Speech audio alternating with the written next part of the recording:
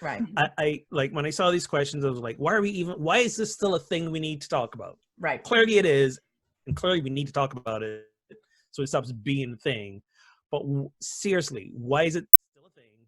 And what is it about men in leadership of these specific denominations, churches, whatever, that they still feel threatened? Because as we all know, if it's in the Bible and you don't think it's an issue, you're gonna just brush over it. You will find a way to contextualize it to death so that you don't need to follow it anymore. So this is a personal individual choice. I was arguing this when I was back in Barbados doing the service for the LGBTQ community, and I was on this like ridiculous radio show, and they were asking me these things. How could I call myself a Christian or follow the Bible when it clearly says, and they're throwing all the how the Bible condemns homosexuality quotes at me. And sitting in the panel is a woman who is a pastor who they love, and they're singing her praises. And I'm like, I'm sorry, if you're going to be yelling at me about not following in the Bible clearly says this woman should not be ordained. This woman should not be a pastor, should not be speaking in churches. I can point to not a million, but a good few verses. I mean, there are several, right? There are several. That says her being a pastor is disobeying God. So how come you guys get to, give her a pass? But Anna, can you explain that to me? To Layton's point, we will pick and choose. So what is it about men in these positions that they feel threatened? And it's about the power. Right. Well, and I was just going to say, I am lucky I grew up in a church where the associate pastor was a woman. And so it didn't occur to me literally until I applied to seminary, and one of my older relatives had a bad reaction because of the fact that I'm a woman, that I did not know until then that there were still people that struggled with that. But I will say, did she break out in hives? What do you mean bad reaction? Well, actually, it was two different people in my family, and one of them asked to clarify that I was going to work with children and youth.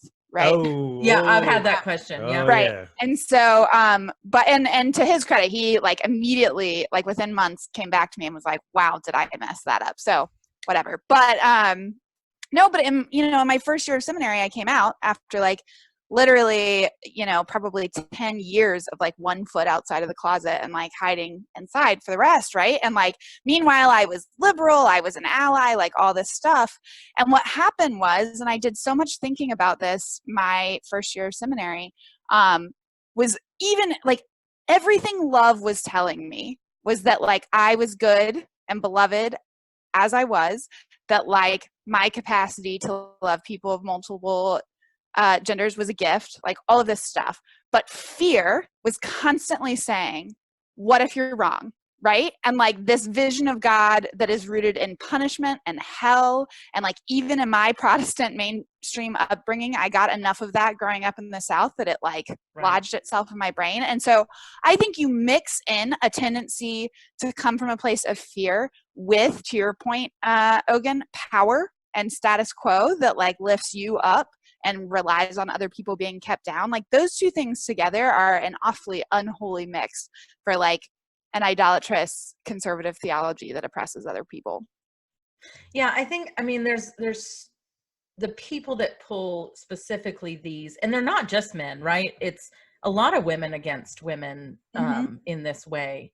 And there's a lot of digging into what that is all about. For men, a lot of the times it is about power. They pull out this, but some of it, and again, I hesitate to actually call it brainwashing, but it's just being told over and over again so convincingly that this is an absolute wrong. And I think that it's all of life is so ambiguous, right? And I think that there's such a craving to have absolutes that this is the way the world should be. And I think that craving is so real. Give me the rules. I want the 10 commandments. I want these specific things and how they specifically apply to me. And if I am told that women are not to be preachers, and that is one of them, like my rules are comforting, and I don't want, and you're disrupting them. And if that one is wrong, then which other ones are wrong? And I'm not okay with that, right? And Right. So it's basically a motivated by fear, not love. Right, Yeah. exactly. And like you said, you know, I mean, there's this poem that I love, and I can't ever remember who it was, but it's the quote of like, if it's not the voice of love, it's not the voice of God.